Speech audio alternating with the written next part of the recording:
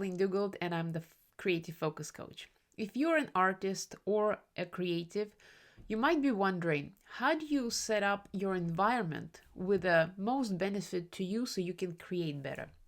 And this may relate to how do you set environment so you can promote creativity, or so that you can reduce anxiety or any other emotions that might come in the way of creativity. And for me, this question is multifaceted, because when it comes to environment, and I also have a background in interior design, so when I look at environment, I consider many options all at the same time. And so when I think about personally, I'm an artist, I paint, and that's where my creativity mostly comes from. And when I consider about how to set up the proper environment for creativity, this includes multiple things.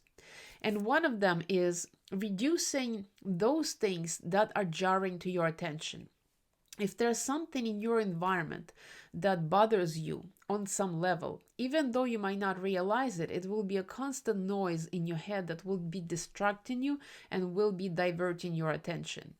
Our attention, in a way, is expensive. When we are looking at it, we are using all of our brain capacity to look at that certain object.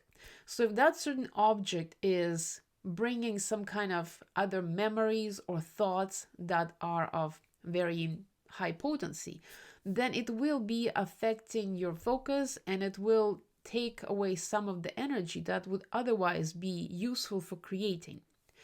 So what do you do about that? Well, the easiest things to do is just to remove that object out of your environment. And you would have to look with a critical eye around you. And I take that from the practice of Feng Shui, is that when you enter a space, you just look around and you see what doesn't belong.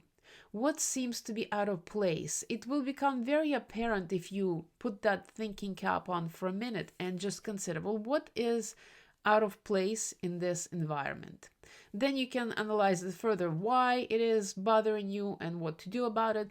But you have to kind of enter the space that you want to design for your creativity with that intention to identify everything that does not belong there. So if you identify that and you remove those objects, the next thing you can do is add those objects that promote creativity, something that inspires you, something that will be unique to you alone. It could be textures, it could be colors, it could be more artwork to promote inspiration, whatever it is that seems to go along with the theme of creation for you personally.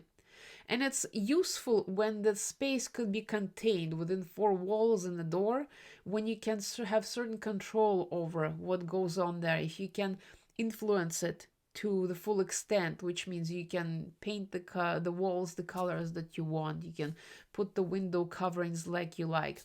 The more flexibility you have with that space, the better you would be able to dial it in for your own self.